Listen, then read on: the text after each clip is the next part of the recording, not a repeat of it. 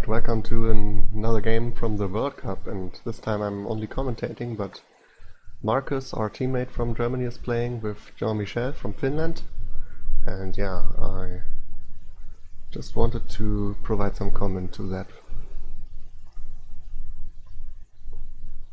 So I missed the start of this one. It's the first game.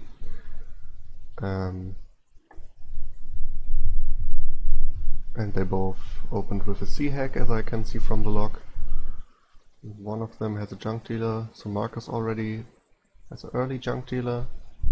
Jean-Michel gets his junk dealer turn 5.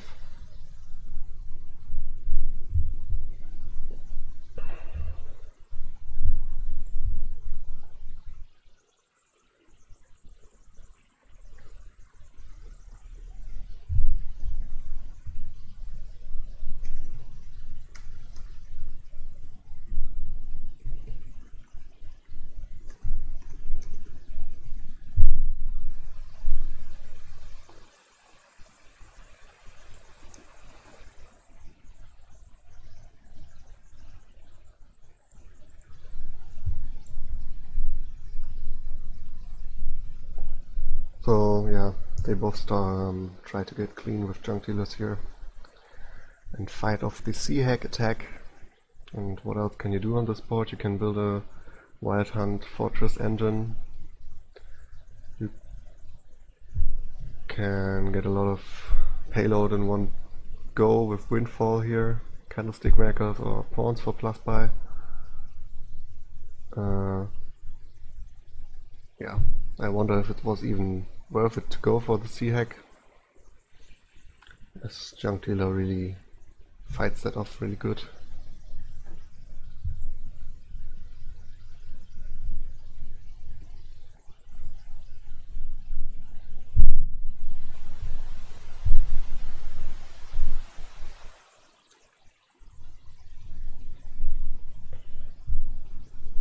So, archive for Jean-Michel. I will just call him Jean now. It's faster to say. Also an archive for Markus. Oh, I wonder why they pick up so many archives now.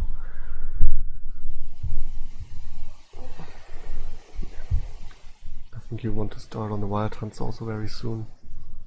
But yeah, a few archives really help with the consistency in the rather junky deck they have now at this point. But that will change soon, and yeah, archives will help to get their deck in control.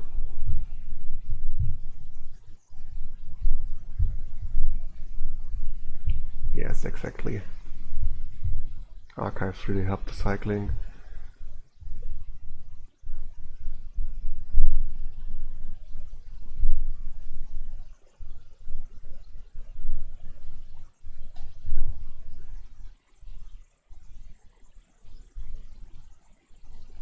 So now it seems they switch and start to get Wild Hunts. Yeah, soon they will have to pick up fortresses then too. And yeah, fortress and junk dealer is a nice little combo in that their junk dealer never gets useless.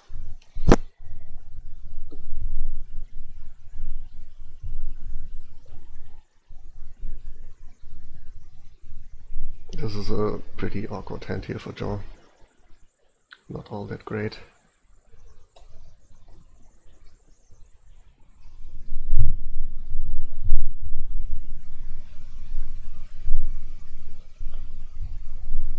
I have no idea how the card split so far is going, but in a game with junk dealer that's not all that important. So first fortress for Markus last turn. And yeah, his turns are looking pretty nice already.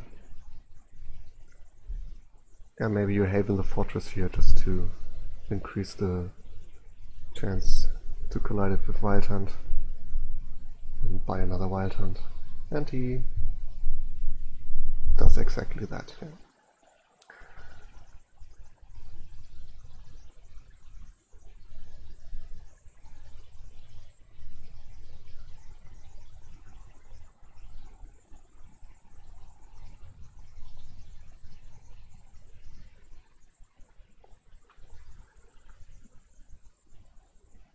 So he chooses to get the candlestick maker this turn, which makes sense. He doesn't really want to draw anything dead, but the next hand will not have a fortress too.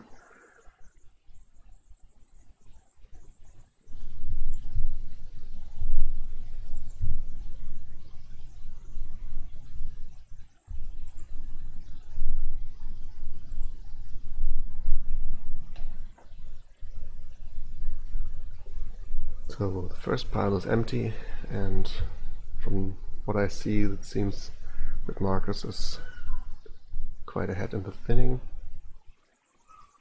I'm not exactly sure. He gets his second fortress.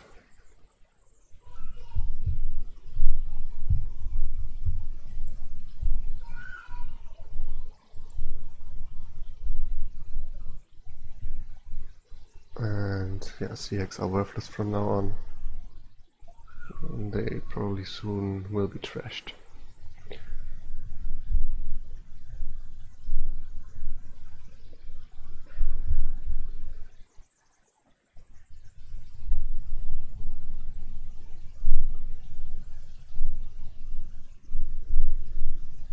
Yeah, it will be interesting who gets to pick up the big wild hunt points.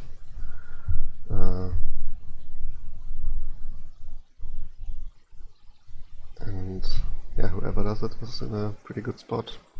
This can, once the engine is set up, pile pretty quickly. I expect fortresses to run out and wild hunts to almost run out, and maybe it's an estate rush after that.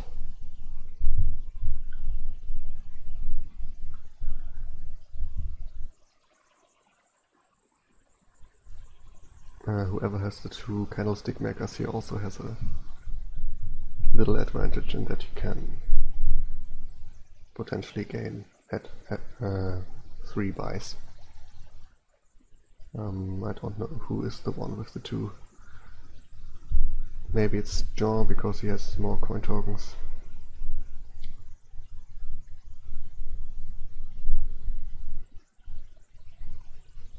So wild hunt points starting to increase here. Maybe Markus wants to pick those up now. You really don't want to have them get too high here, because the estates really aren't a problem. You can just trash them next turn. And a fortress wild hunt pickup, that's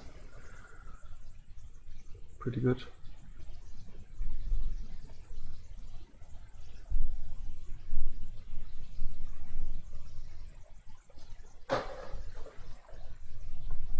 Yeah, so Jean has the two candlestick makers and is able to draw his deck now, with at least some cards left in the archives, but nothing too crazy, a junk dealer. Yeah, he just has a little low economy now, and maybe this would be maybe even the right point to windfall. He really needs a bit more spending power.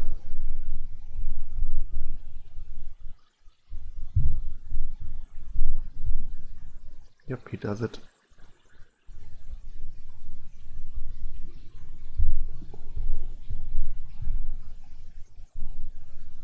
Also, he picked up a wild hunt estate for 1 victory point.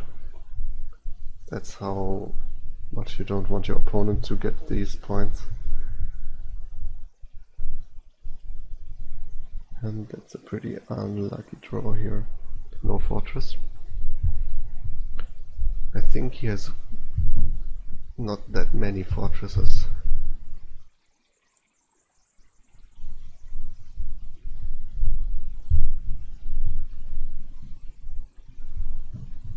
I think Markus has more, maybe even 4 fortresses, and Jean only has 2, if I remember correctly. Yeah, probably he needed more fortresses last turn, as the draw showed us. But the turn for Markus also wasn't that great, but he was able to trash his estates. And yeah, the piles are really going low here.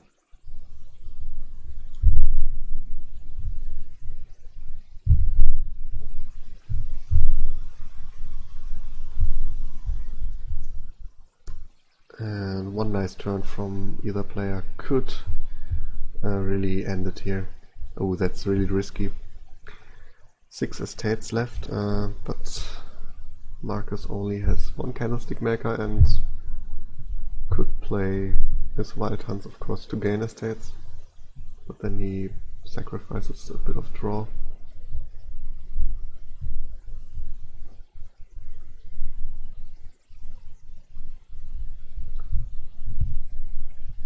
Needs to draw a bit more. Yeah, it's probably not possible for him to gain 6 estates now,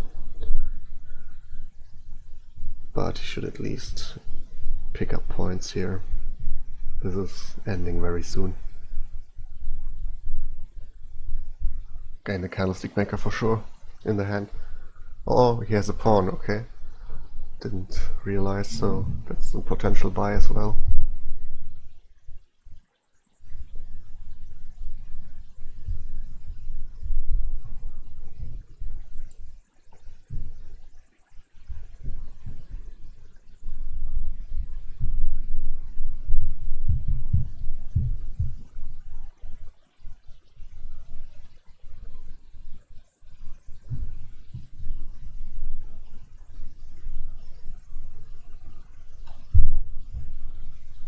I don't think he has enough buys for a free pile now even.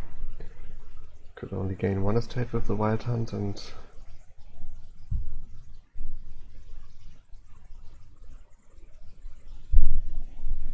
2 extra buys.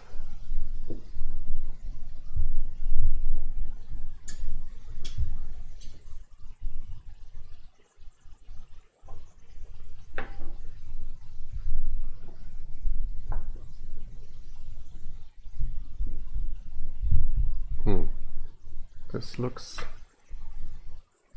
bit more promising. Okay, he used it for draw. So does he have 2 wild hunts in the hand? Okay, he sets 1 aside. Then he definitely is not aiming for a free pile. Or he could of course gain 3 fortresses. Should be a little short on the money.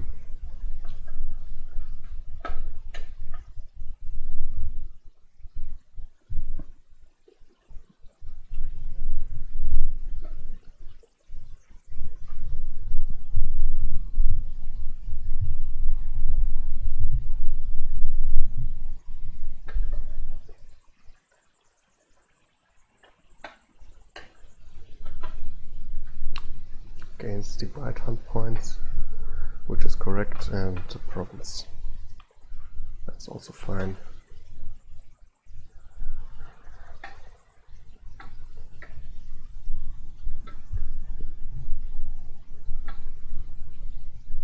Yeah, nice hand for Markus, but then the hand for Jean-Michel also looks great, and he's the one with the big gold payload.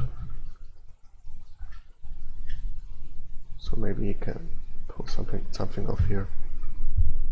Should trash fortress with junk dealer. Yep.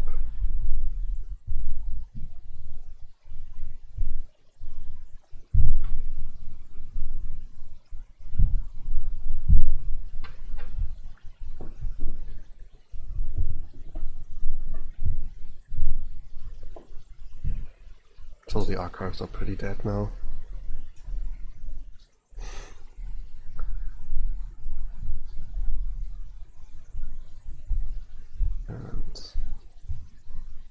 Gains a 4 BP estate.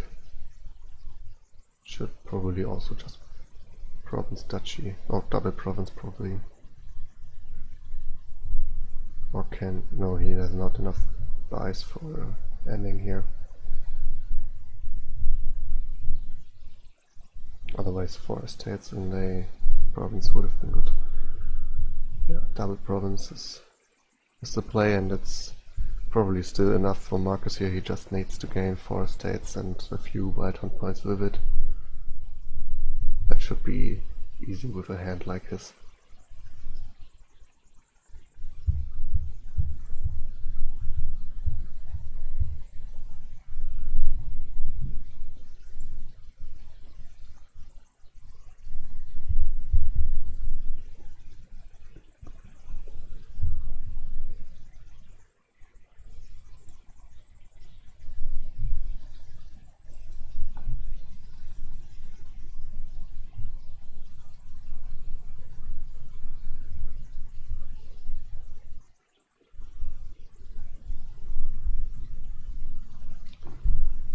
So I think I'm dropping a lot of frames. That doesn't seem like the stream is working too good, or is anyone in here who can confirm that it's fine on Twitch? Probably not.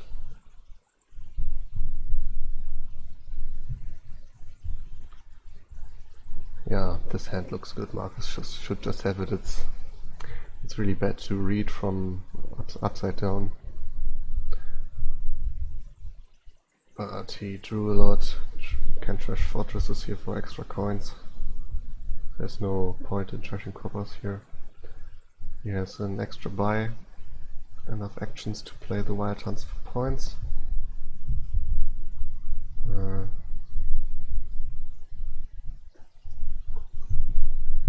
Is it enough points if he gains them now, or does he need to play one wild hunt for draw?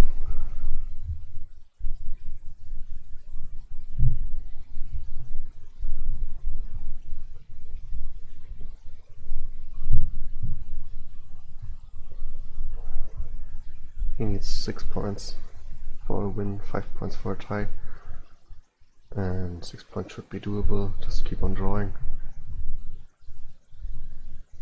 Yeah.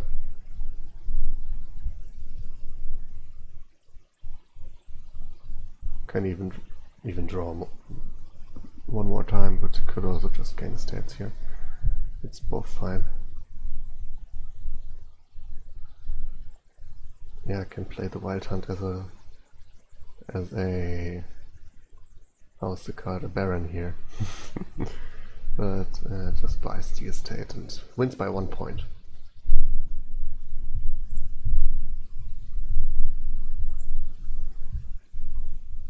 So I just quickly adjust the settings for the stream and restart it. Alright, so I'm back. And again, I missed the start of the game, but not too many turns. Markus opened with a sacrifice and Jean-Michel page. Markus also got his page. Now it's the question, what will Jean get on his 4 coins? I mean, the only really reasonable options are sacrifice and necromancer, and let's be honest, it should be sacrifice.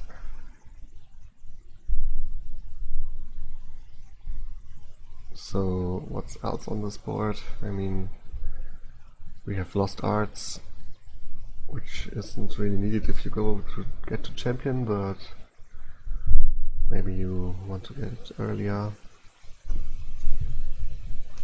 Okay, so Jean opens with the double page.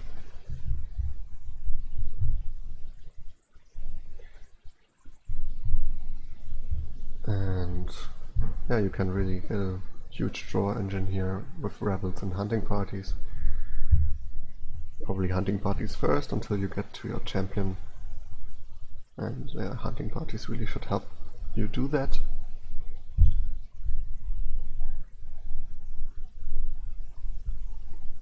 Treasure Hunter Gardens is, yeah, really risky.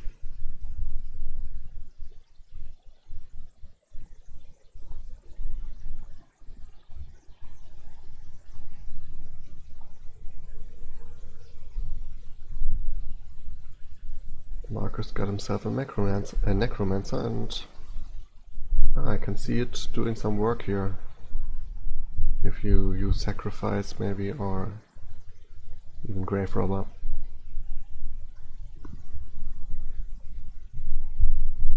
You can infinitely embargo something until the curses run out.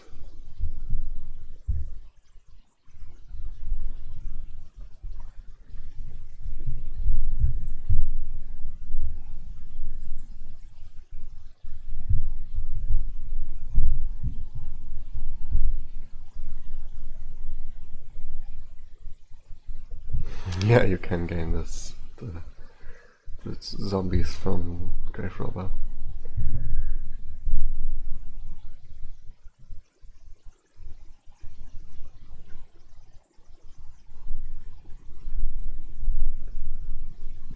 And yeah, only plus by is Herbalist. And already 2 gone, and I think both players got 1 right. Yeah.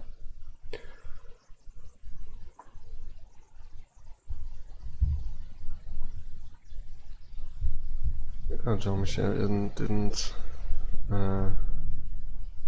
exchange his treasure hunter, so he might be going for the big silver gain and gardens stuff. Then Markus has to be careful not to gain too many cards in his turns. And that should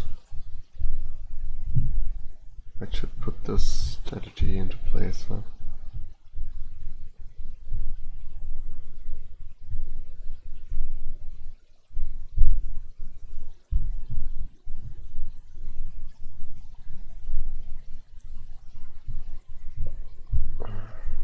Yeah, and also if one player doesn't get the champion here, a 5 warrior chain really takes care of all the gardens.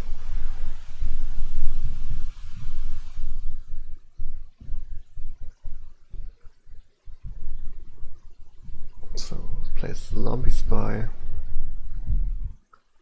That's a little bit awkward.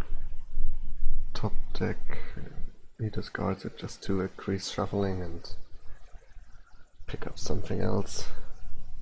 Gets to 5 and probably buys a hunting party.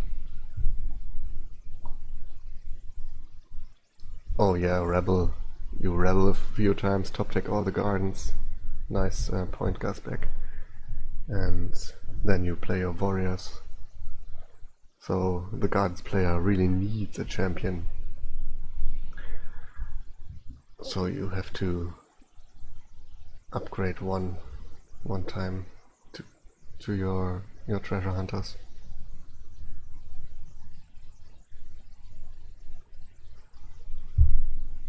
But it's interesting to not have the mirror match here.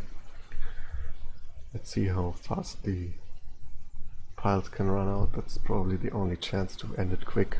I don't see a third pile here to empty. Even the second pile is questionable. Could just be the silvers, but you need to play a lot of high gain treasure hunters for that. And yeah, hero plus ritual, or even just ritual with anything, are a lot of available victory points to beat out gardens. Gardens is anyway just a rush strategy anyway. A lot of things can outscore gardens. The only hope is actually that all the silvers let him pick up a few provinces while he's doing that.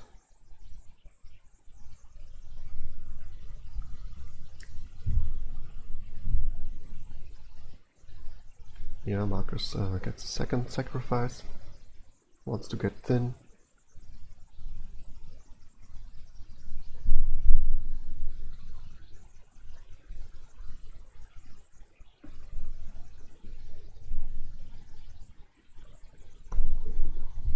Yeah, you don't need to contest gardens, you can just trash them later.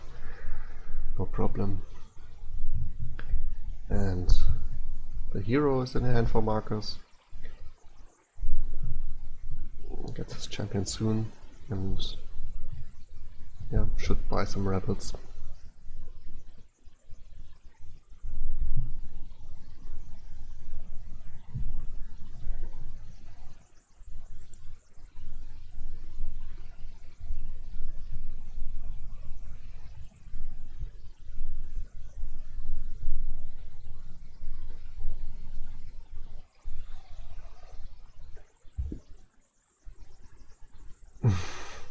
Does JM have any travelers? Yeah, he has a few treasure hunters.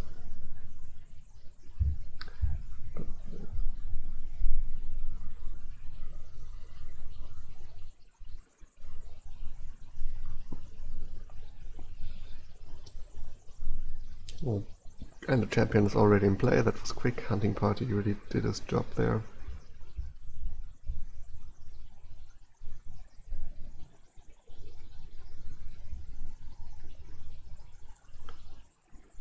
And yeah, Markus really should get a few warriors, a few rebels. And should be able to trash most of the gardens. Jean did buy 2 gardens in the last turn, and I think that should have been a province. Provinces are safe from the trashing, but he seems really committed to do the gardens. Here he can again buy a province if he wants, so it could also lost arts on gardens if he wants. That was a joke. So gets a province.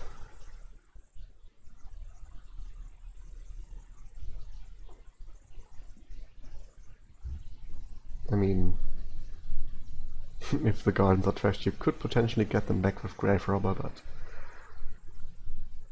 the gardens are going to trash faster than your Grave Robber can pick them up again.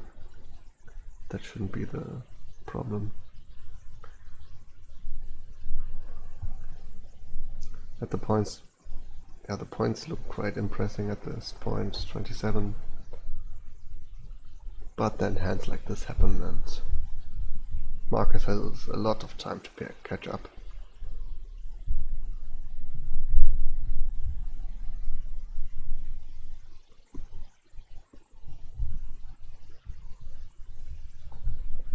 Gains Zombie Apprentice. Interesting. Cool. But why does he actually want that card in his deck? So, Treasure Hunters in the trash.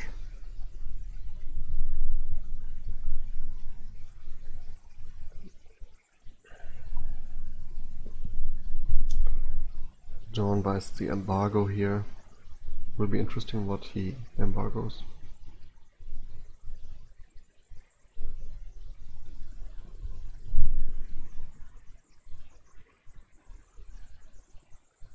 But this turn looks really impressive. And the following turns won't get a lot worse. 2 gardens on top. But no warrior yet. So Jean is fine for the moment. Yeah, silver could empty, but what's the 3rd pile?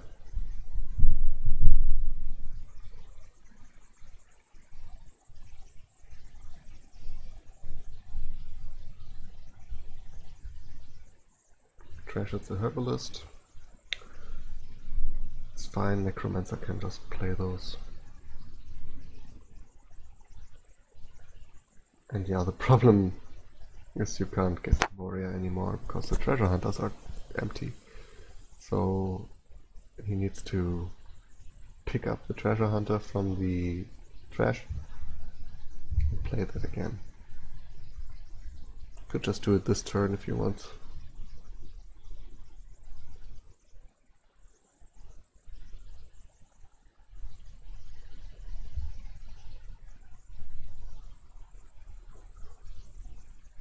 That's really unfortunate, and he needs to cycle this 1 treasure hunter if he wants to gain any more warriors. But I think even if you don't trash gardens from your opponent, that should be easily winnable. You can gain all the provinces, a lot of points with ritual.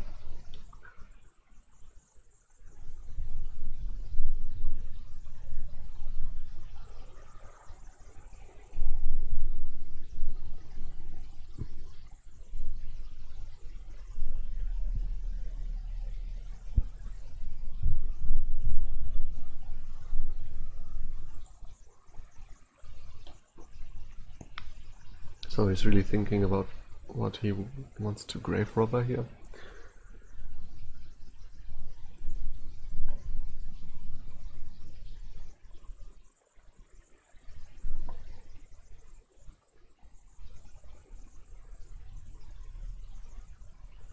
If you want, you could just also buy 2 gardens. Probably not needed, but you could sacrifice them for a few victory points on the way. He's a little bit buy limited though at the moment.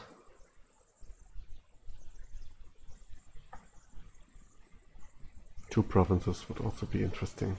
Probably not.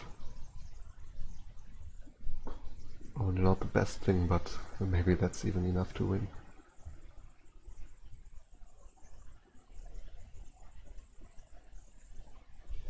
Yeah, so he really needs more gains. And a way to score a lot of points. And ritual would help with that.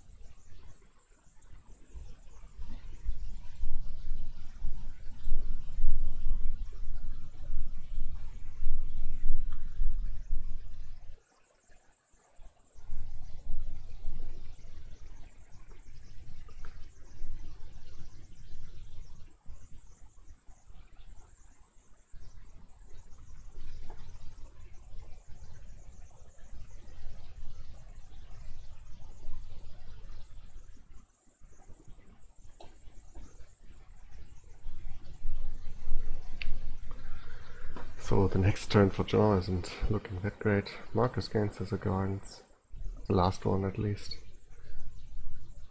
and starts to pile estates. The turn for Markus wasn't too impressive though.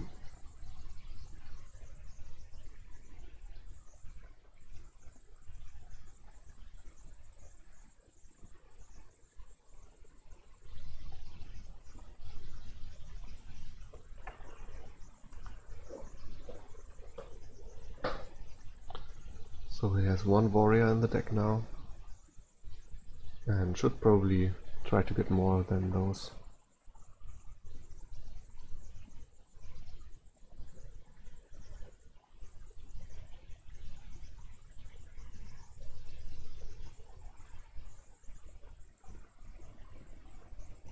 Which is also limited to 10 uses.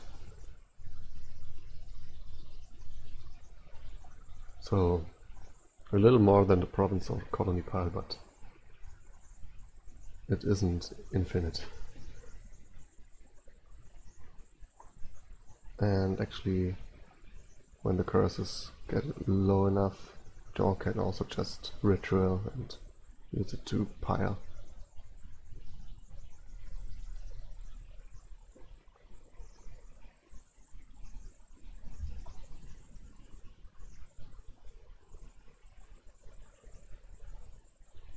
Treasures the gardens here.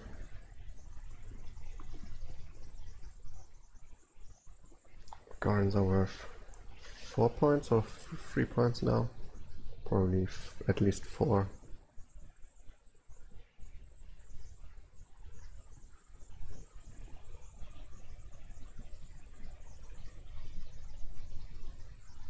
And man, it's still only 2 buys.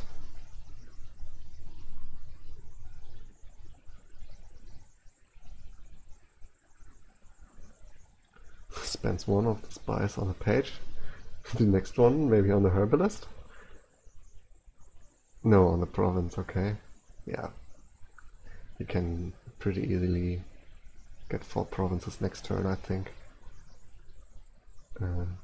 Although he only has 1 grave robber, so he can't get 4 provinces unless he necromancers something with the mason.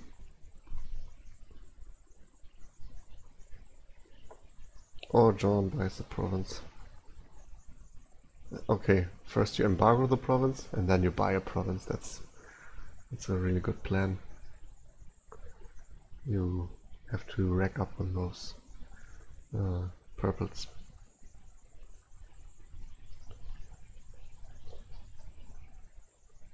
Yeah, it's an extra card, the curse, but it's also -1 point.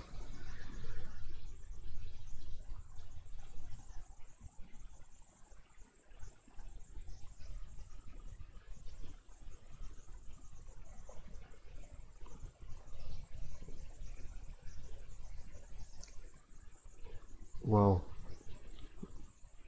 Trashes 2 gardens? Oh, the page is also a traveler, so yeah. Wow. That's like minus 10 points there in one go. That's nice.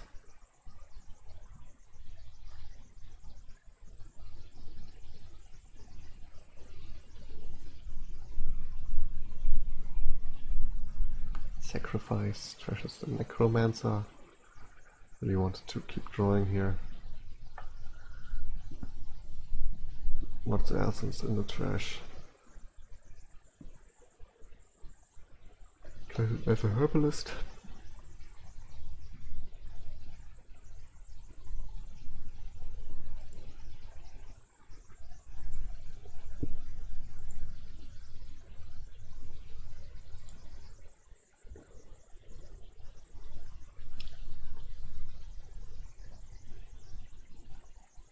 And for 4, probably buys 2 estates if he stays on his strategy.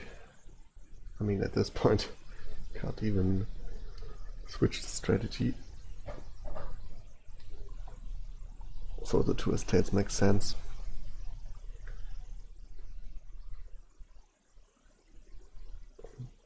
The apprentice trashes a necromancer.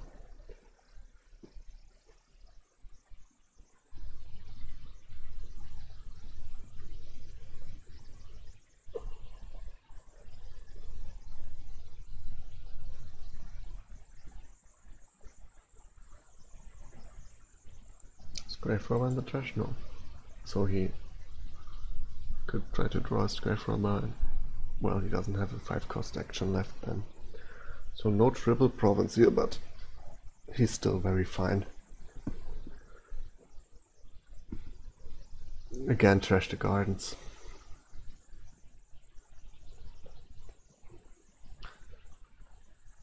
The downside of the trashing is of course that he negates the rebel attack kind of, but the rebel has done its work. If you can trash a few gardens. How many gardens are in the trash now? 4? And is Markus still having a garden? Or did he trash his garden?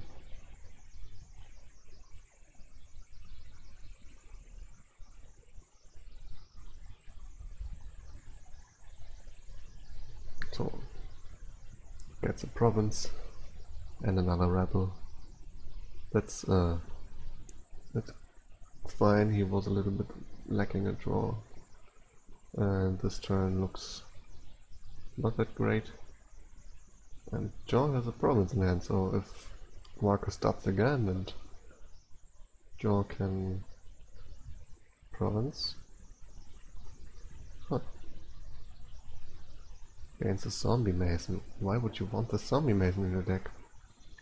Just gain a necromancer.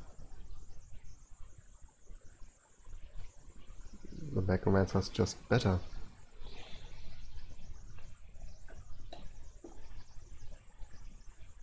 So a 7-point lead here, so 1 province is not enough unless he can trash a gardens again.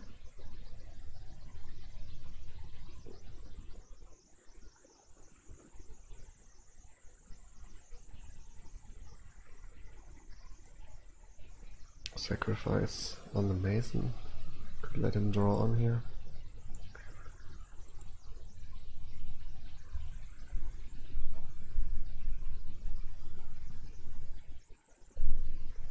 And he gets to another rebel and to its warrior, and the gardens is on top, so yeah, that's game.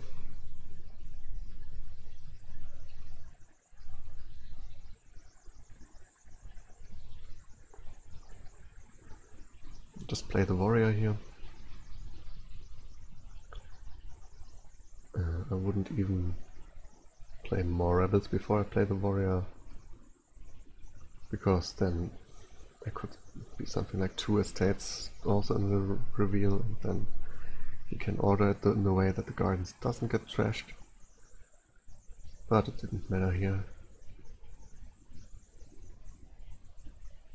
And he takes the win. So point-wise it wasn't all that impressive, but it didn't look like there was any chance for Jean.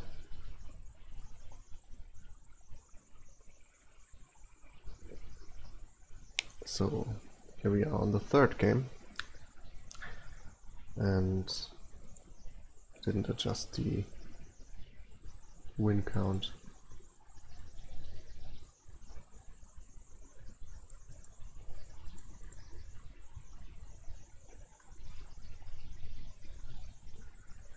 So Markus is ahead with 2 games, and here we have a 2-5 opening on an urchin board, which looks visually pretty sad. What is the druid boons? There's the will-o-wisp swamp gift though, that's a really good boon for the druid.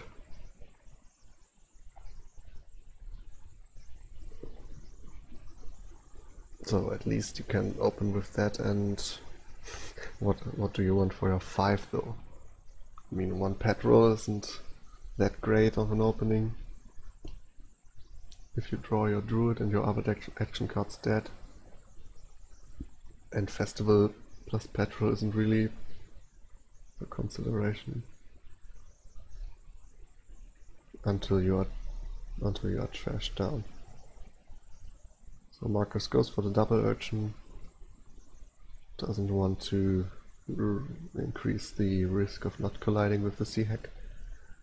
Gets the collision on turn 4. That's obviously always great.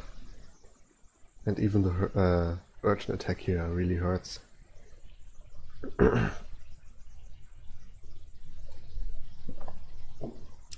Gets Jean down from his 5-cost turn.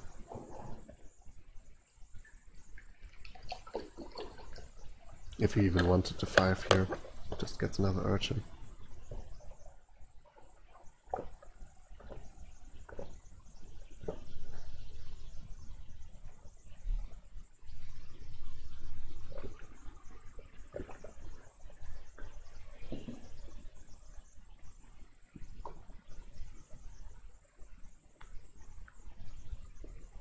So Jean also gets a turn 6 mercenary, which is reasonably fast.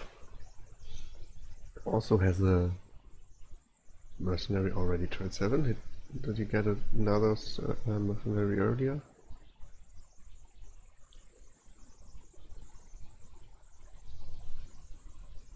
Oh, he shuffled right after getting the mercenary. Oh, that's nice. Yeah, we also have mode on the board. Isn't too bad if you really get attacked all the time with mercenary.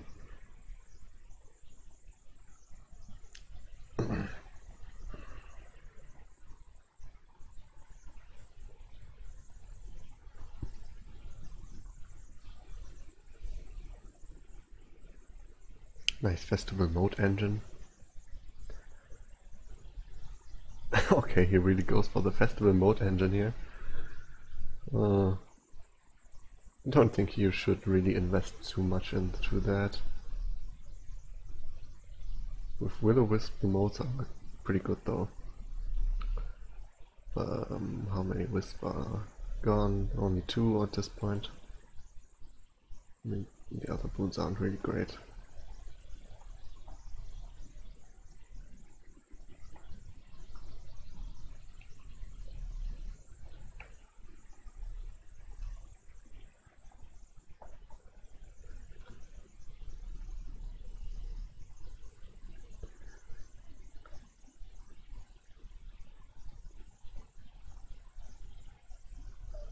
Yeah, petrols can really help your will-o-wisps later. If you happen to have actions left.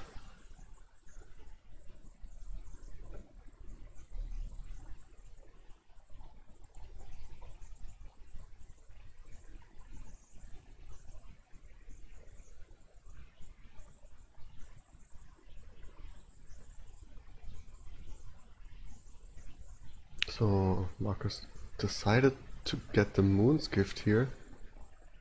Top deck emote. Interesting. I would have preferred to get a will-o-wisp, but he seems to really want to have the protection on top.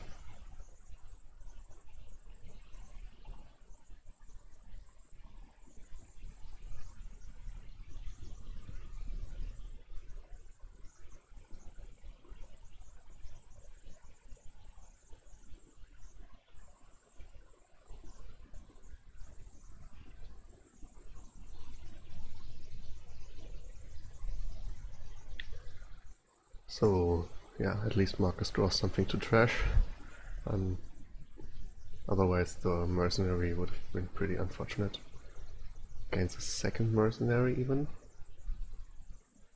Could top deck it here with the Moon's Gift if you want so.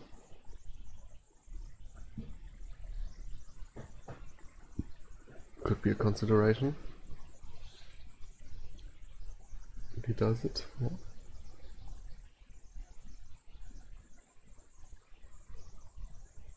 And yeah, the festival pile is pretty important because it's the only village thing.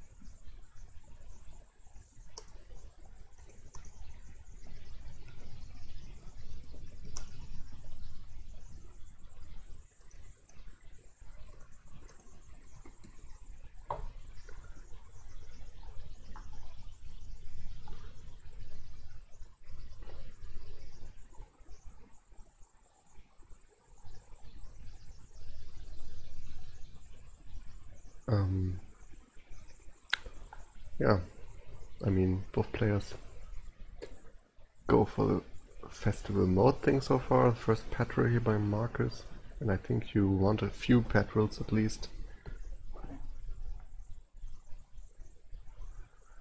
Yeah, how the festival split was is an interesting question. It seems like it's pretty even.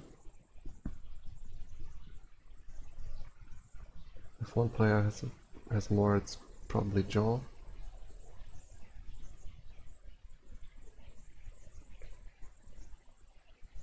But yeah, Avactos says it's even 5-5. You could even pick up cash here to have additional fuel for your mercenary. But probably only if you can't afford the gold, because buys aren't really a problem. You could just buy copper if you want to.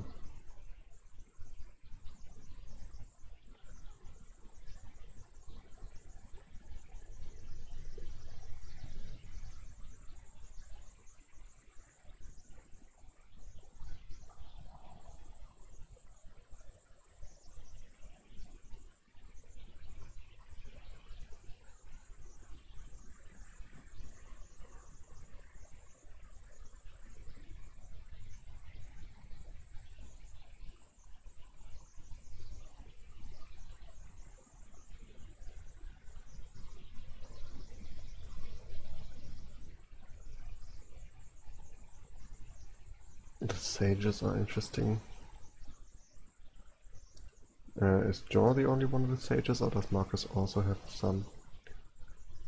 Because they skip your mercenary, they skip your moat and the will-o-wisps and draw your festivals. I mean, it's okay if you have a lack of festivals and really want to draw them. But on the other hand, it could also be that you need some draw and then you just skip it all.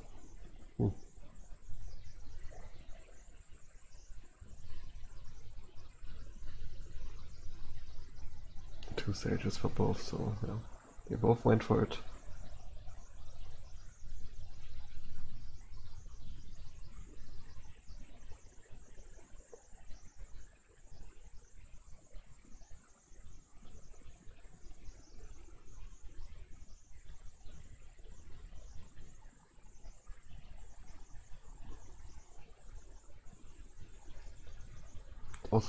I also think Markus doesn't have any will-o-wisps.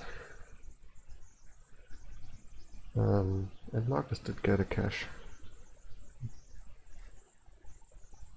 Unfortunately, he trashes us here. So, I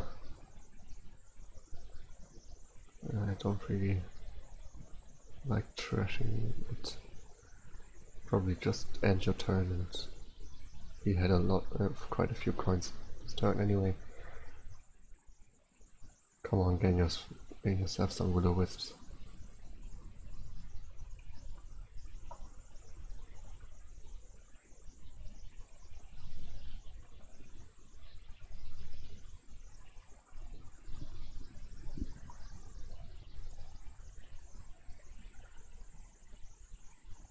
Well, yeah, you can draw your deck, certainly, but you also need to have some coins and points later in it, and at that point it's harder to draw it every turn. It's quite inconsistent. Festival engines are usually pretty inconsistent. The next hand looks pretty good.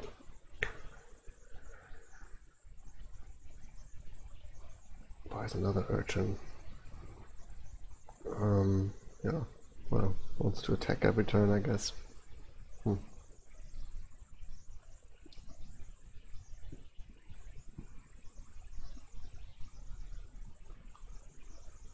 Yeah, of course it's possible to draw the deck.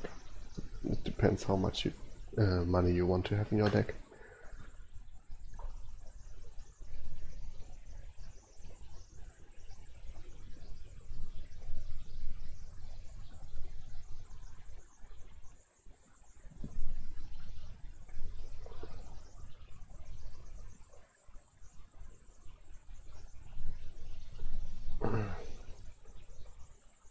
So pirates are also a little bit low with 5 buys. The modes could run out, the urchins could run out, the petrels could run out. But I think this game will end on provinces. Province Petrol seems like a good buy here.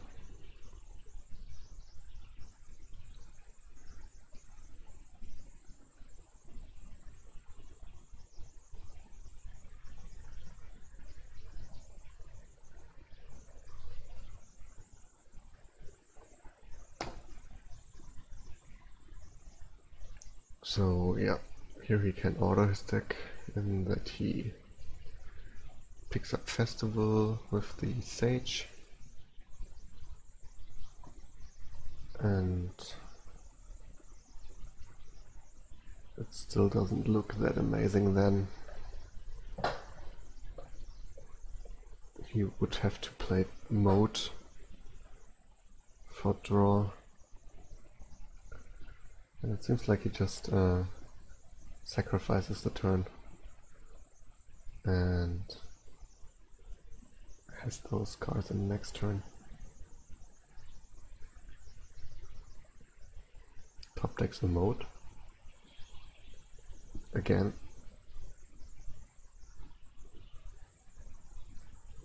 Doesn't reach province here.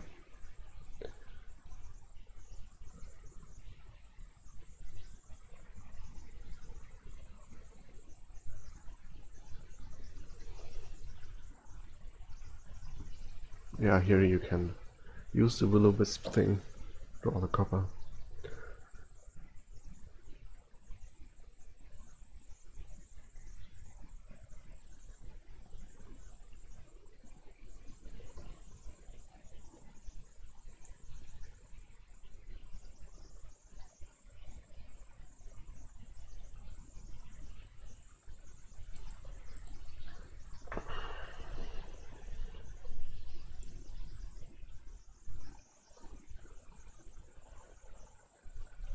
This looks pretty good for Jean so far.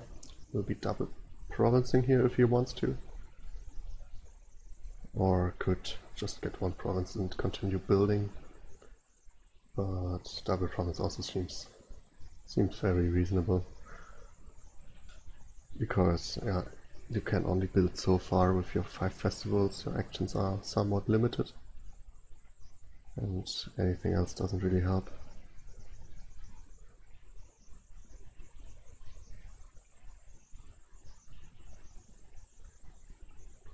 Who says something about dot here? That's not a dot. You can use the sage to get festivals. That's nicely done. You use the sage to discard your mercenary and the druid.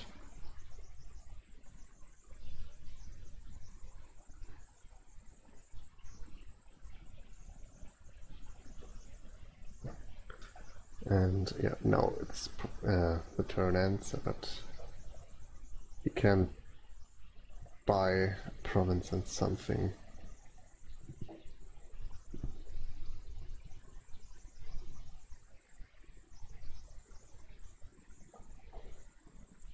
Maybe cash again. I wouldn't count a 15 coin multiple buy, 13 coin turn a dot here. I don't think how much better the turns can get here.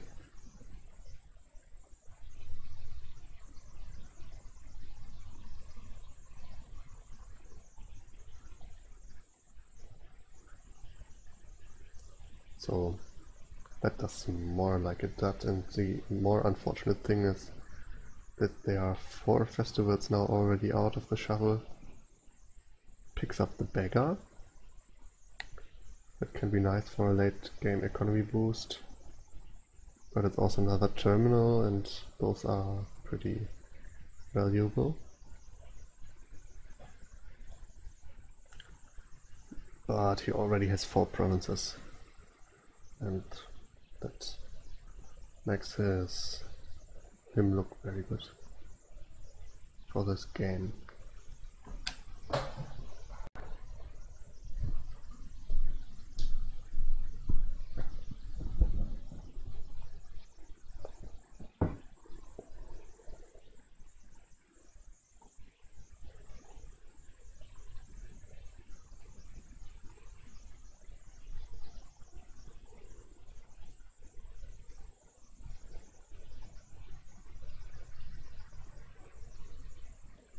So 14 coins again for Markus.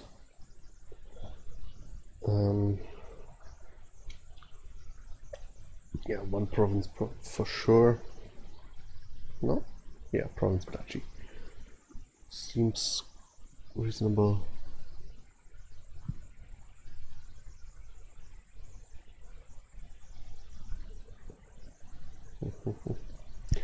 So only a duchy for Jean here. That opens up a tie possibility if he gets a really good turn. With a double province. And if he somehow is able to get double province estate, it's a win, but it's going to be hard to pull that one off.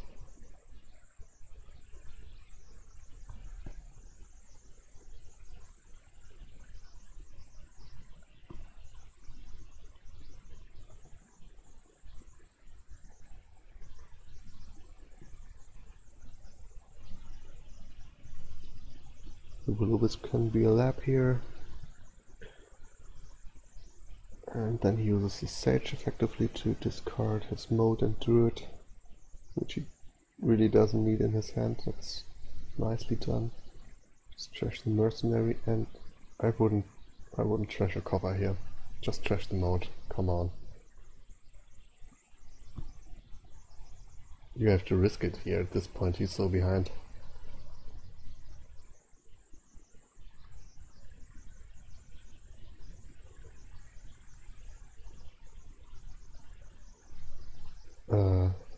so it's just enough, but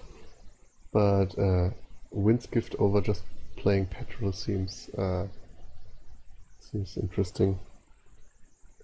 I would definitely just play the Petrol. It's more effective for the draw, but who cares? It was enough. A great big turn in the end, although he didn't do any more building, it just lined up this time. And he is able to get the third win. Guarantee the tie here for Germany.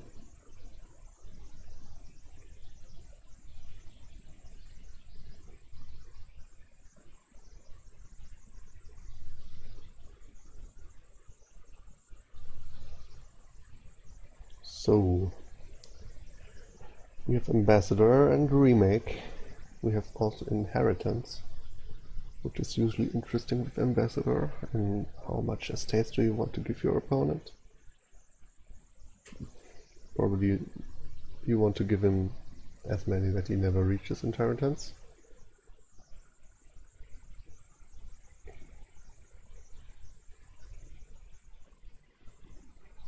There's nothing good to inherit, says Abaclus.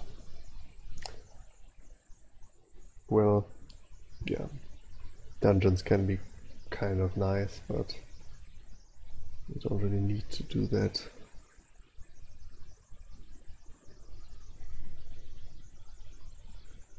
Druid can give you a silver and be a candlestick maker kind of, or be a cartographer thing.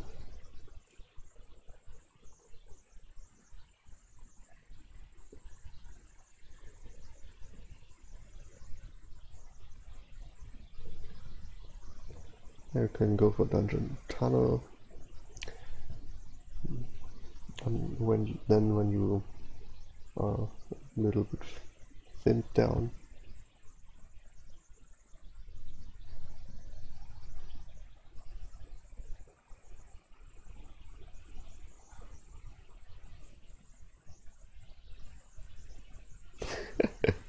if you inherit Druid and use Field's Gift, Darwar says it's like a pouch.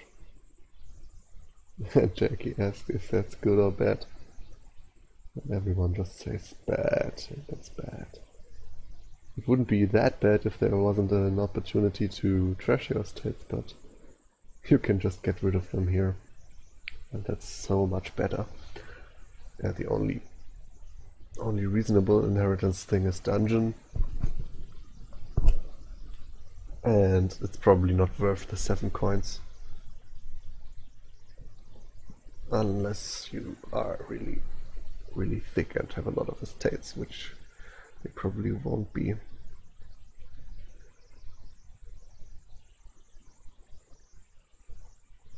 Vampire also doesn't look great here. It actually looks terrible. So I like the idea of gaining golds with tunnel and then gaining grand markets.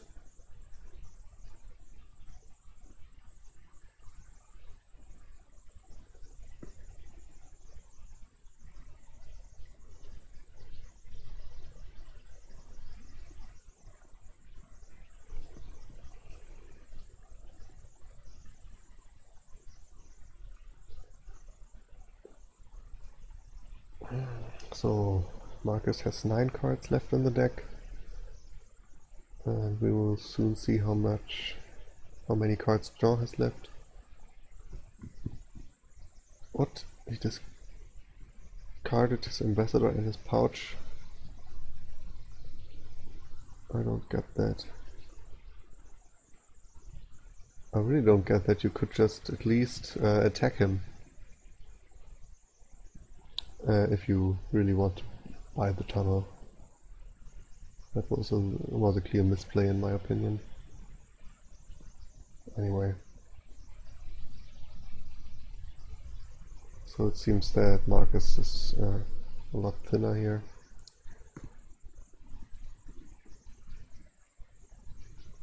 And he returns just 1 estate, gets another tunnel.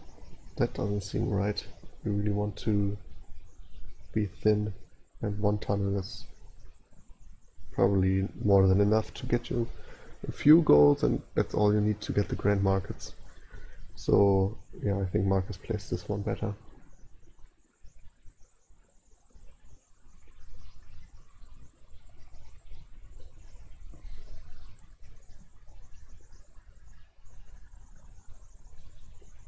But maybe it's coming down that you just need a few golds and dungeons, and you are fine with provincing every turn. Buys a wedding here with 5. That doesn't help you get to Grand Market.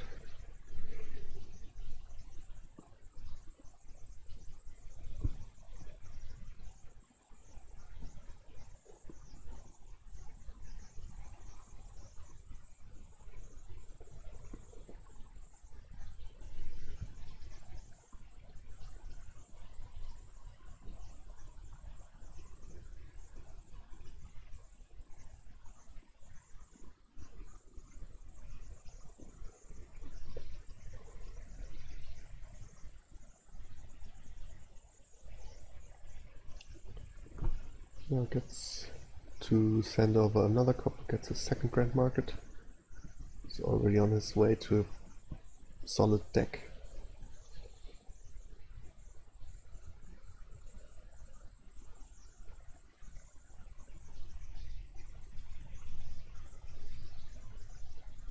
Okay, finally Jean decides to return a few coppers.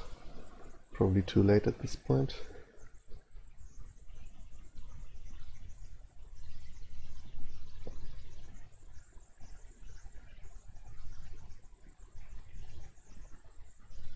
I don't think you have to be careful about triggering a bad shuffle here. Dungeon in play and such a thin deck. It's fine. Yep, potion seems like a good card in the deck. He wants to build all the grand markets and one ambassador, a few dungeons. There's like nothing bad to hit. In the worst case you ambassador him a gold, which doesn't really help him. Whatever.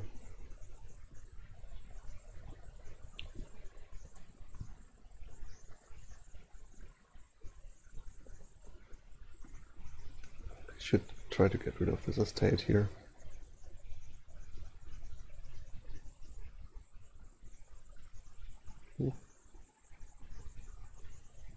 Does discard estate over copper. So kind of interesting. Another sad thing is that you don't ever get rid of the pouch, and it's kind of worthless now.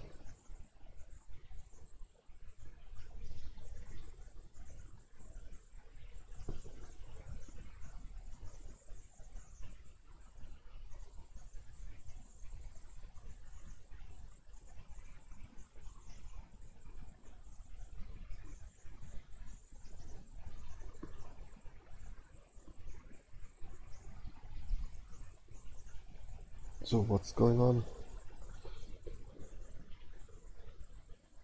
He didn't want to play the copper, alright. His deck has like 20 cards now.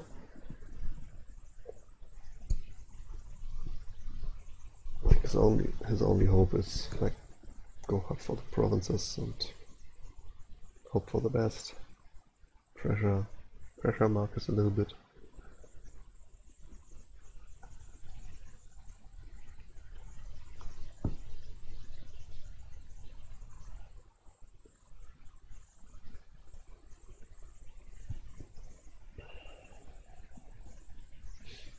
Pretty interesting that Markus probably just doesn't trigger tunnel here if you discard it, because you don't really want to have too many golds in your deck.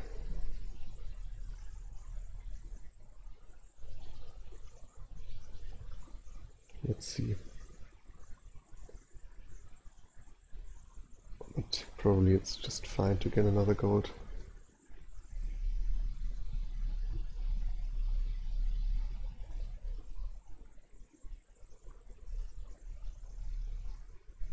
And now the Cursed Savage starts.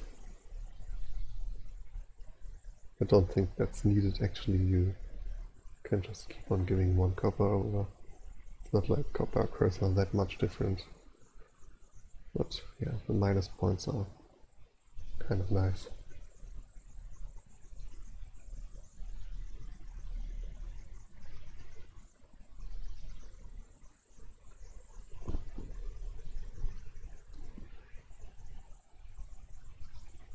Just discard pouch and gold probably. Discard the Grand Market. Okay, does he hope to draw it with Golem then?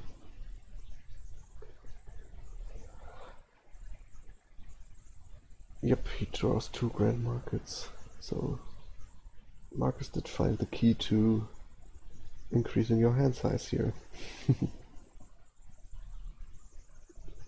Wants a few more golems then probably, and more Grand Markets.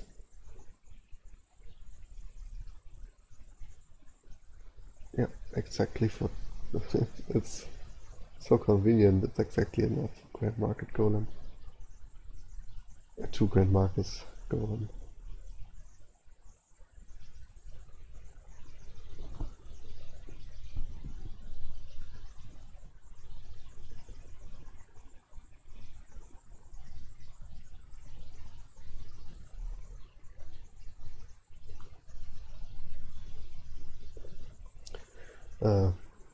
Yeah, Markus could Golem first here.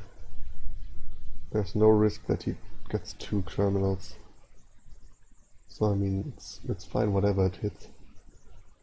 Could all double dungeon could be a bit unfortunate maybe, but probably still fine.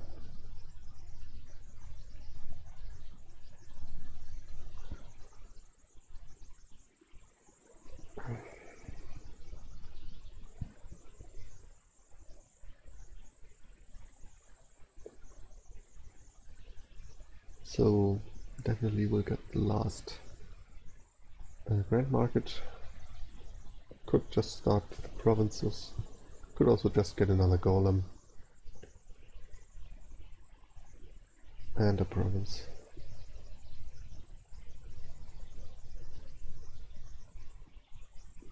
Alright. Actually we have another Druid game here. I didn't even... Oh yeah, I saw it at the start, but it's sort of irrelevant.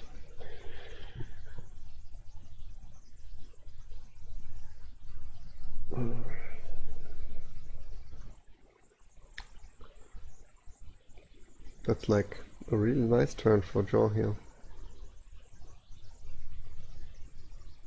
Just inheritance. Or dungeon.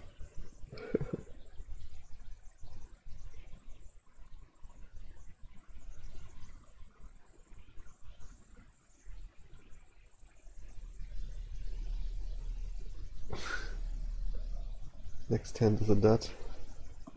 Very, very likely. No, one dungeon more in play. So it's not a dot. Yet. I mean, Jean-Michel's deck are only dots. Like he has no real good cards other than a few golds. And 1 Grand Market, I think. So this is just over. Definitely resignable. With like all the dungeons in play, the chance for Markus to dot is really low.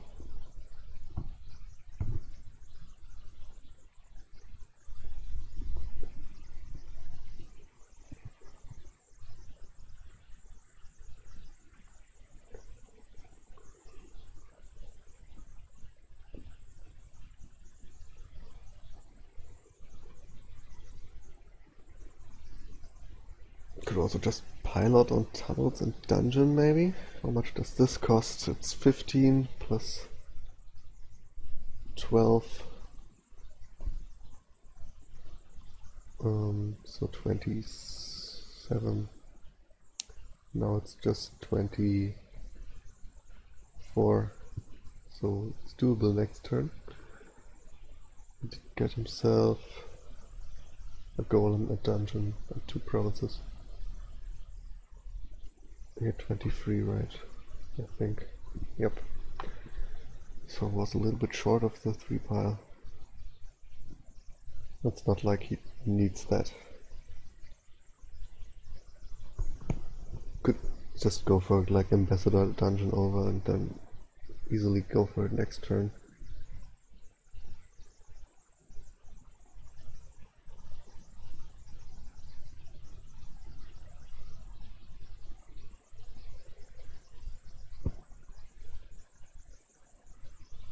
Well, I think he needs to play the dungeon here. Draws another gold.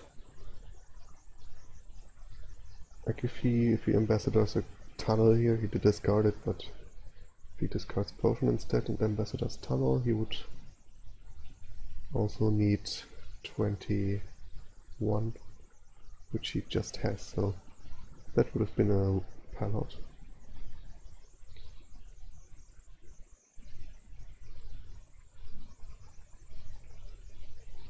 So yeah, I can later tell Markus, hey, you won, you lost a pile, you missed a pile out here. How dare you? And then I bench him for the next game, the next match.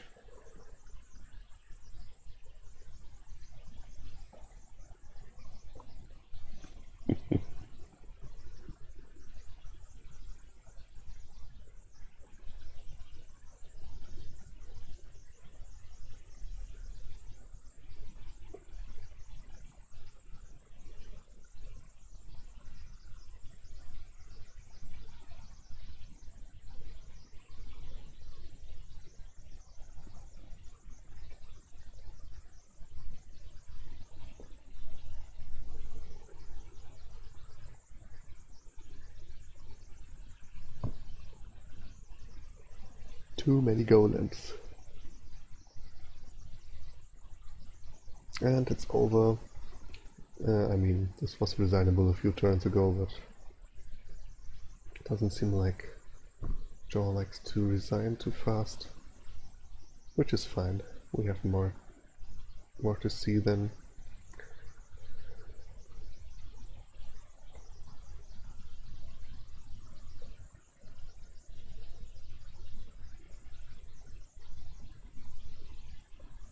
So yeah, that's a guaranteed match point for Germany. So then the next 2 games are only for tiebreakers points in case of ties in the World Cup. And this game looks pretty awesome. Wow, this is ridiculous. You have Ironworks Procession, you have Wandering Minstrel and Haunted Woods for draw. Nice 4-5-6 chain for procession things. Cemetery for trashing with Ironworks. And on top of all of that, Overlord for consistency. And then you also get rewarded for trashing with Tomb. Colonnade is also just rewarding an engine.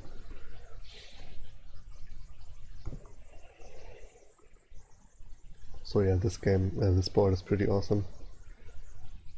And then you have Transmute for making it a 9-card kingdom.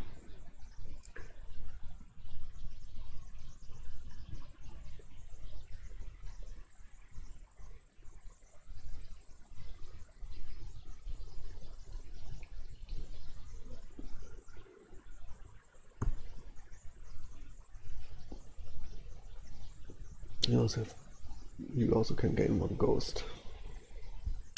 It doesn't seem like ghost is all that needed in this kind of deck.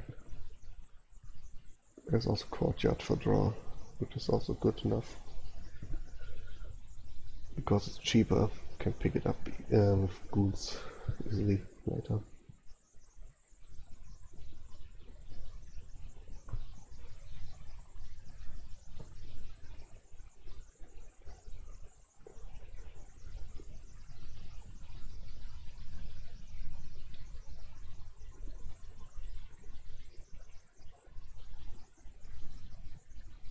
Okay, decides against the Ironworks.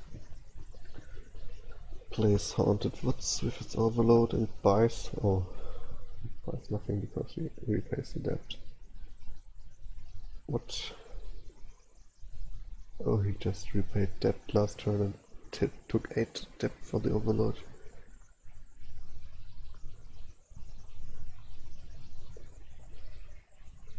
And Joe gets his ghost. No, don't know if that's worth it over playing the overlord or something. But it's certainly a nice thing to have the ghost.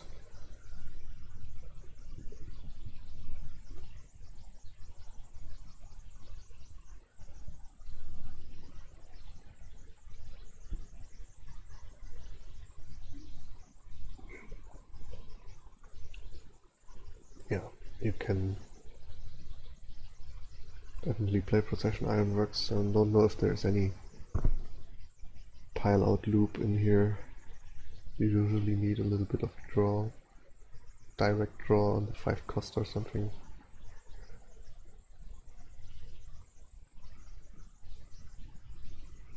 And Haunted Woods doesn't immediately draw you.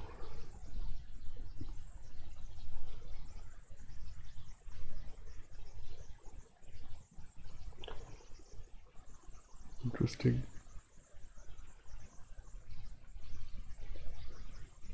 Interesting that no colonnade points are taken so far. I guess if you buy Overlord, it doesn't count the Overlords in play, huh? Because the card is just something else. Yeah, it is something completely else, so well, it's pretty hard to get colonnade points from Overlord unless the kingdom has no 4 or 5 cost action cards in it.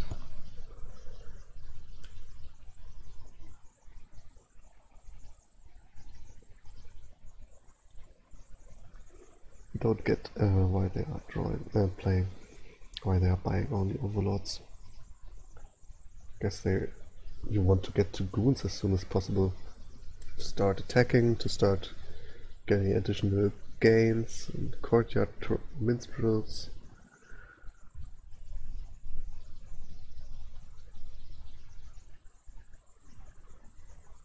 Okay, Markus uses Procession on Haunted Woods to gain his goons. That's nice. Can even draw them now with Overlord as courtyard, maybe. Yep. Looks very clean to me.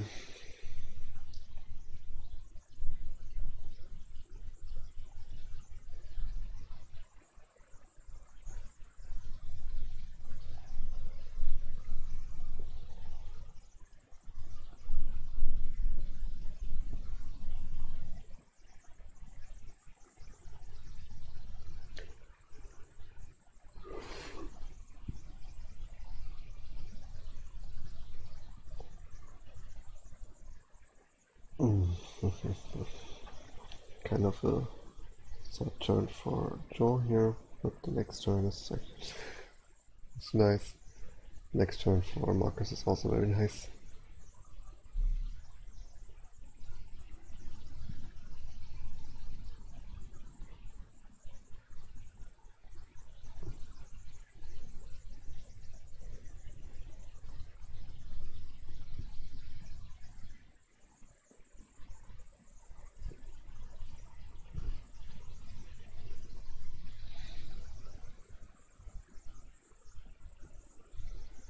Procession Ironworks shenanigans. Just needs a little bit more draw.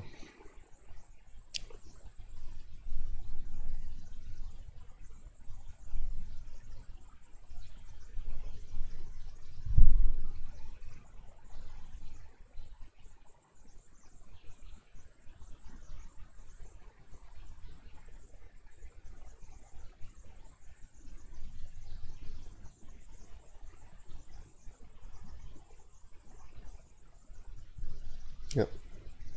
Gets Cemetery, gets his Ironworks back.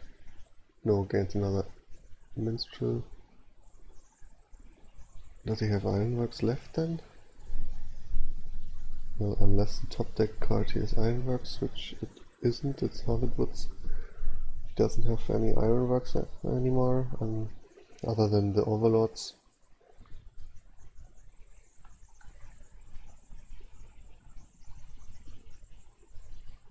Buys an Ironworks though. And already has 23 coins, 25 now.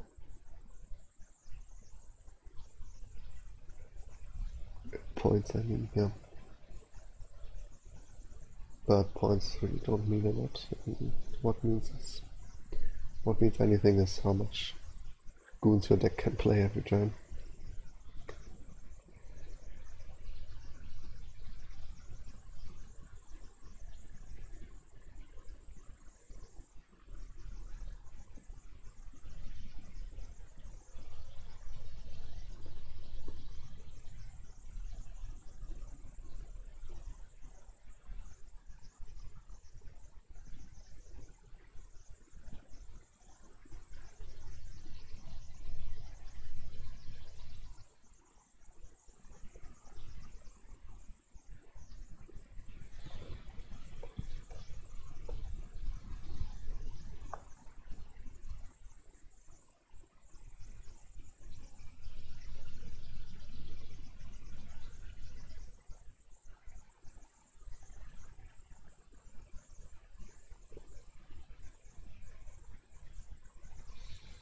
So the turn from Markus wasn't that impressive this time. Didn't have Haunted Woods in play, I guess. That's the problem.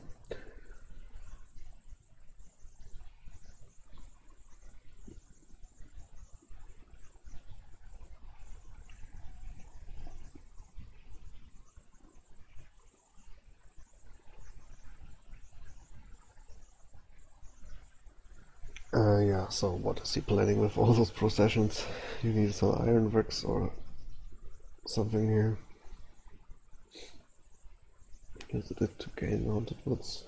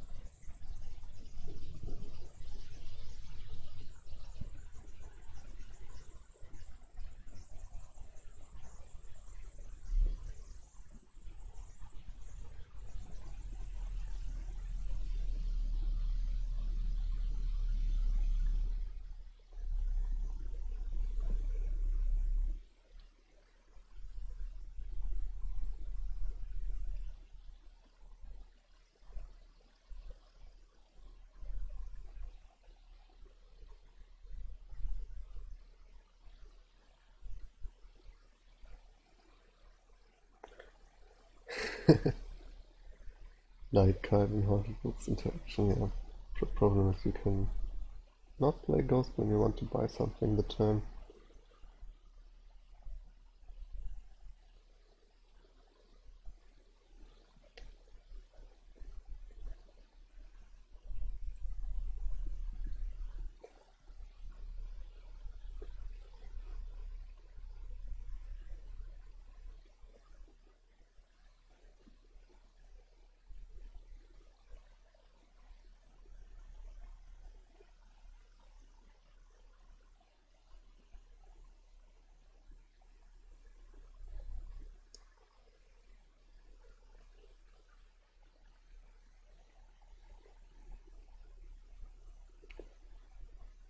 So Markus gets some Precision Ironworks thing going. This time he gains his Ironworks back, and I think Markus could start to pressure some piles here.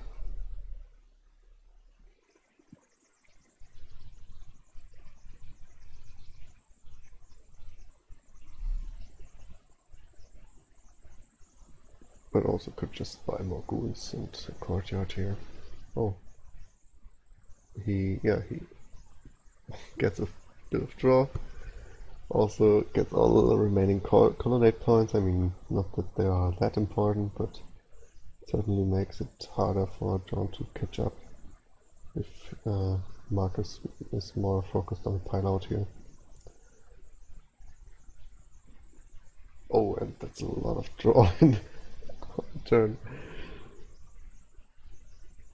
Draws like it's all of his deck just with some Haunted Woods plays. 6, 7, 8, 9, 10, 11, 12 cards drawn from Haunted Woods, so some people think Morph is good. Haunted Woods does it even better without the plus buy, but there's ghouls for that.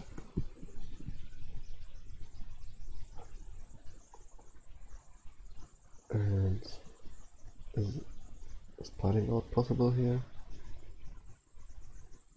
It certainly seems so. You can processions to get the Haunted Woods and the Ironworks and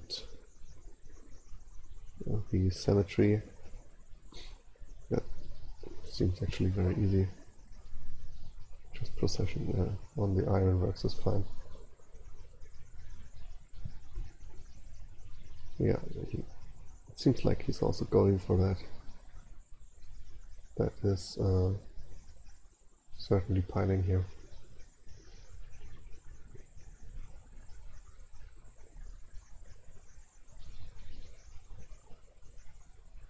With all the courtyards and all the minstrels and the goons. Even Overlord left.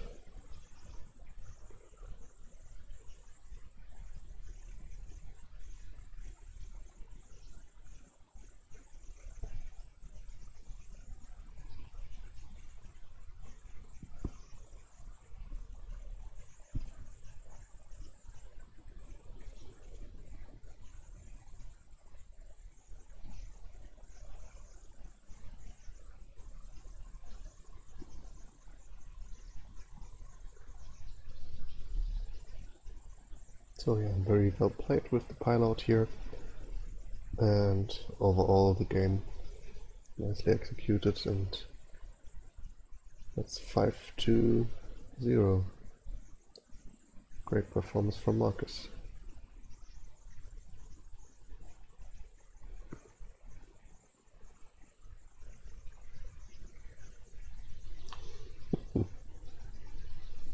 Are they playing rated or unrated? Rated. So Markus going to catch up on the second spot on the leaderboard, huh?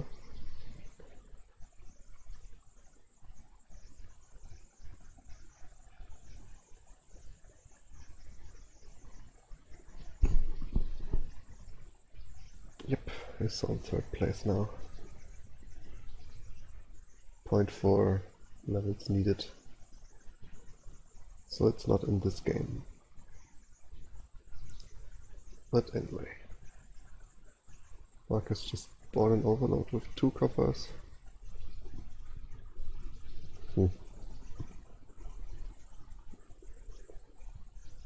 Both have a 5-2-5 opening though. John has the 5-2. Seems pretty good. You could open Wine Merchant Overlord.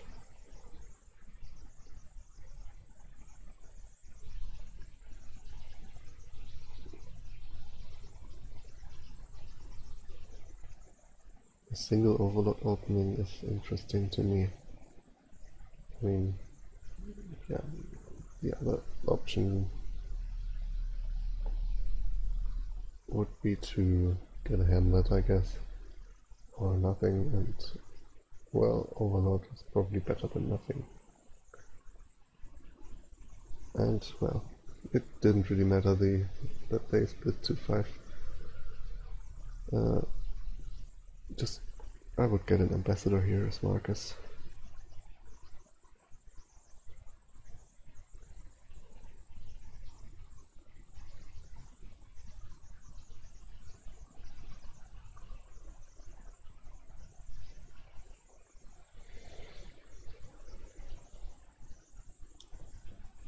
Okay, he does it, and what do you even want to do on this board? You want to win the Ambassador War, and then go hard on advisors, maybe?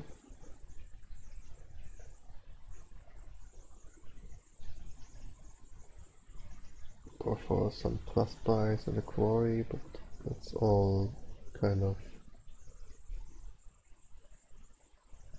hard to do while you have to play Ambassador every turn to don't get too far behind there.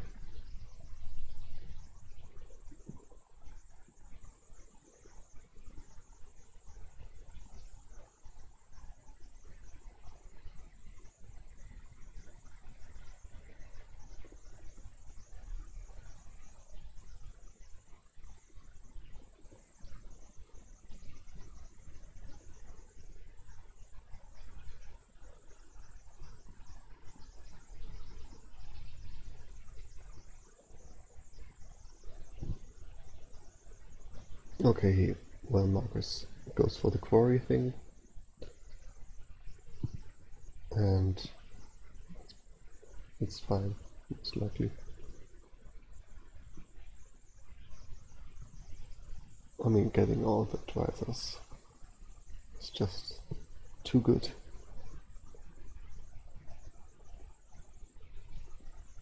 You definitely have to contest advisors if one player is going for it. The engine could otherwise really play like 3 or 4 ambassadors a turn, but just 3 is, or 2 or 3 is already very ugly.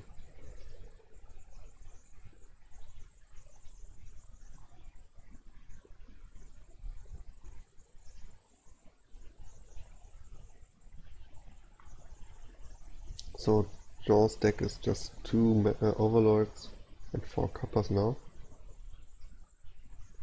Gets a wine merchant. Overlord is 9 wine merchant there.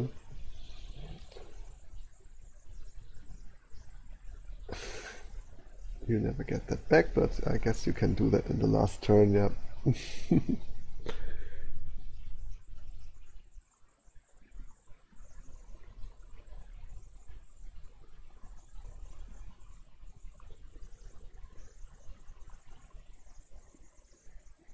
So we also have Colonnade here again with Overlord, so it's not emptying too quick.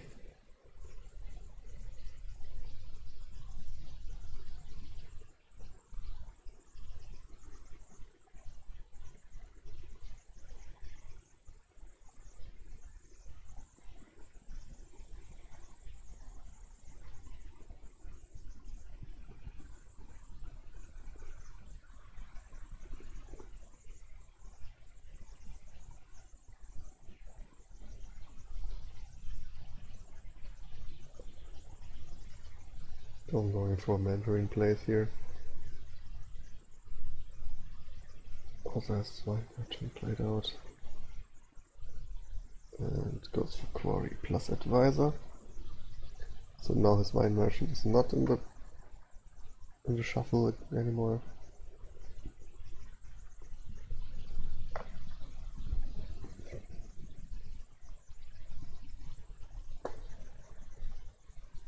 And he also needs to be careful to keep on playing Ambassador. It's kinda hard, because you want to play your Overlord for so much better stuff. But you really can't get too junked here.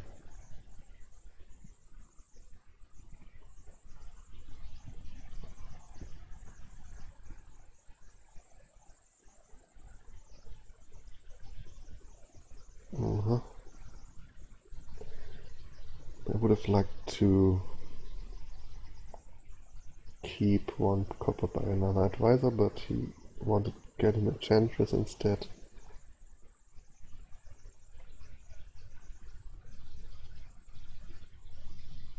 Also getting all the colonnade points here seems kinda nice.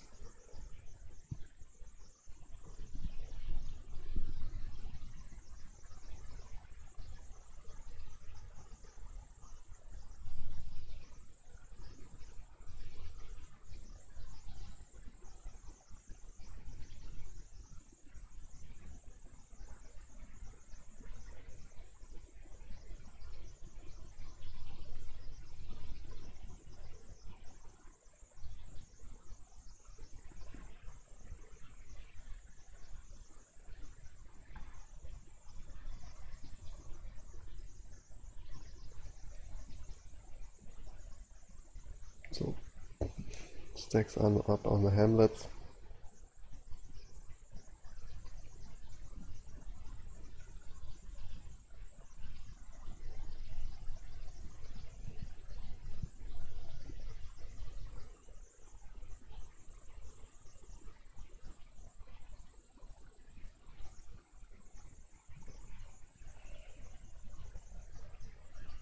Second wine merchant. No. He discarded 2 wine merchants. Oh yeah. Jean has 2 wine merchants.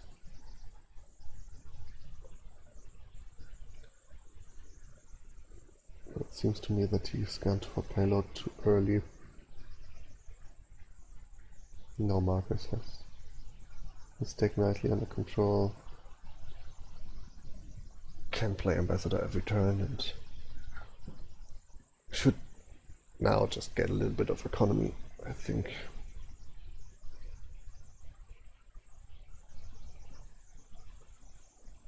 Maybe a wine merchant here.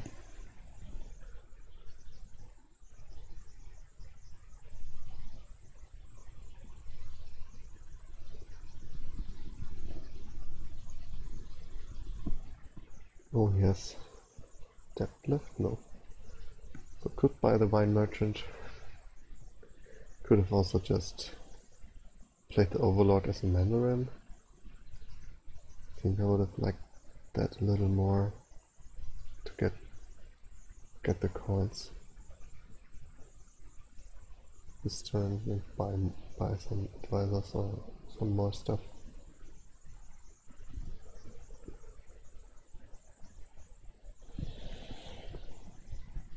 Well, Markus is not the one who needs to green, he has the colonnade points.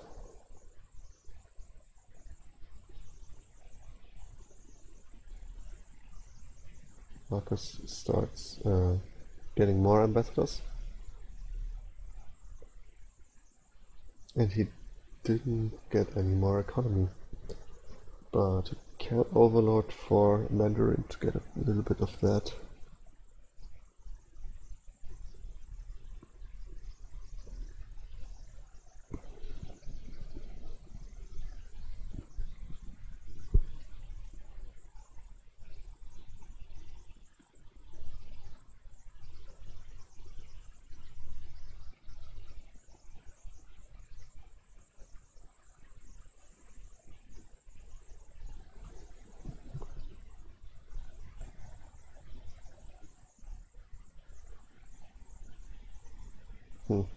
A little bit awkward here. Wants to have 3 actions and a few buys. But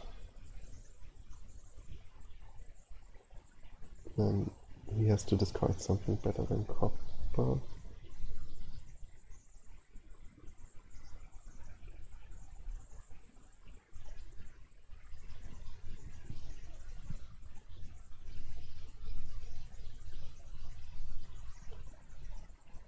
Oh yeah, just keep the advisor on top, that's fine.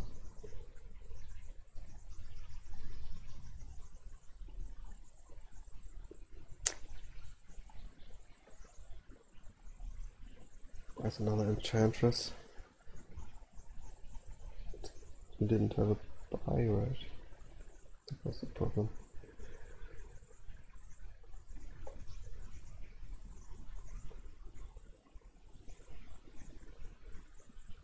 And this time the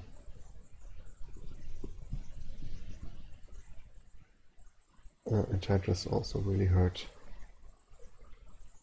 And it looks like Markus is really having this one too. Jean can't keep up with the trashing here. And I think one problem was that he didn't get ambassador for himself and then opted to play Overlord for other things. Like here he played Overlord for advisor, which didn't really do him anything.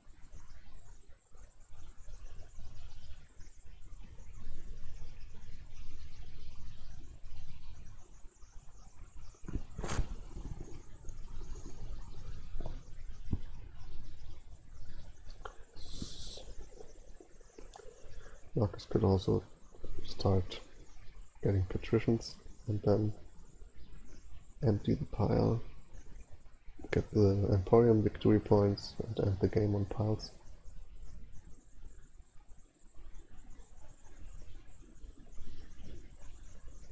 Doesn't have any economy.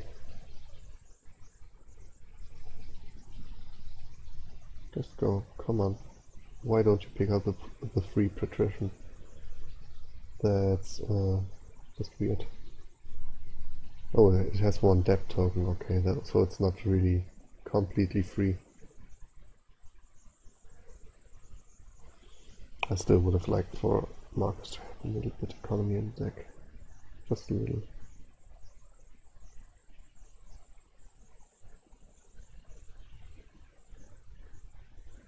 One wine merchant or so. It's not all that different to discarding 400 for +5.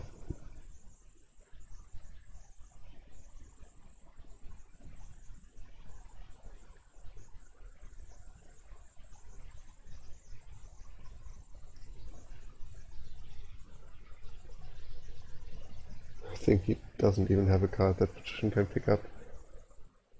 So yeah, my idea was purely to dig down to the Emporiums and empty that as a third pile.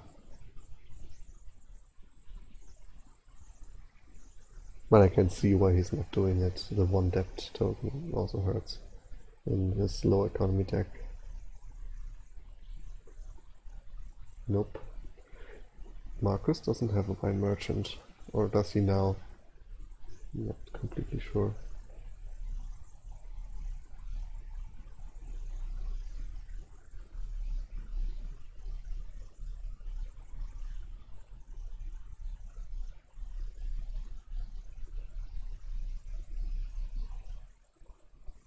Seems like.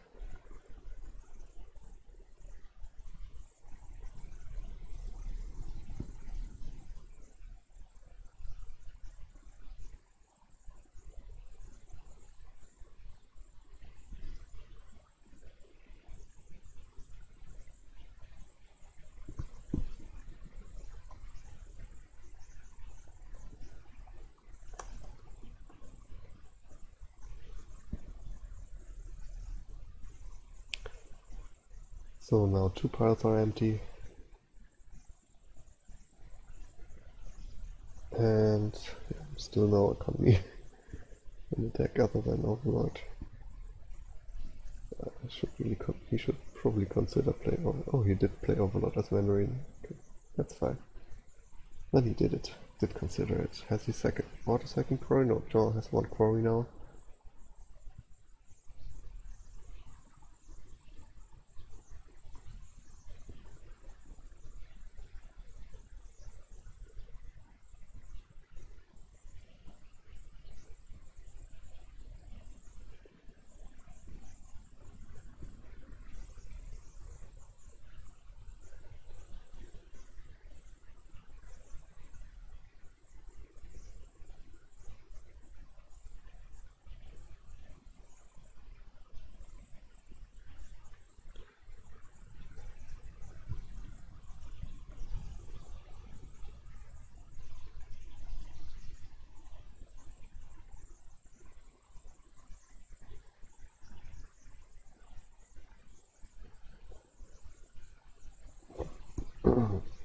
I guess the enchanted attack isn't hurting all that much. Place 1 Hamlet then. Could also just get a curse and pile the curses out. Probably could have started with that even earlier.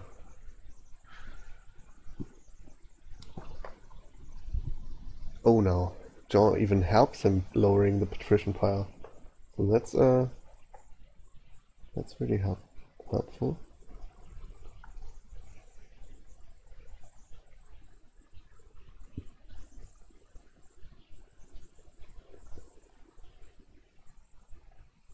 Oh, and there's an overlord in play. Oh, I thought it was on the tavern map and he screwed up, but it's just in play for us and Enchantress. I think that really should like show you as what the overload was played. But I guess technically it's really an overload now in play.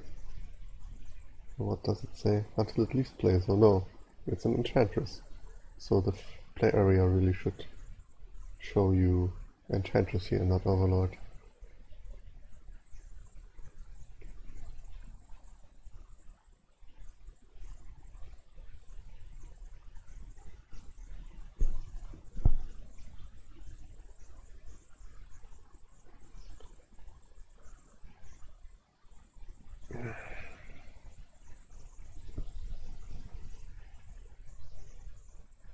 So Markus can get an Emporium here, or even two.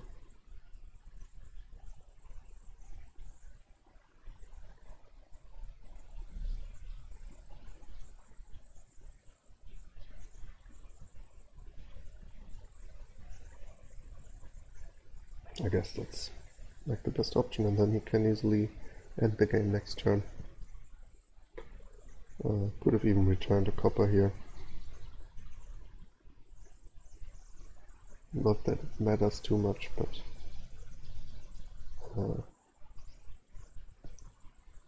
it limits the decreases the dot possibility. I mean, there's just not really any possibility with 7 card hand. It would be double ambassador, quarry, and 2 coppers. Enchantress. I guess there's no. That's just 6 cards, so yeah, he's fine, whatever.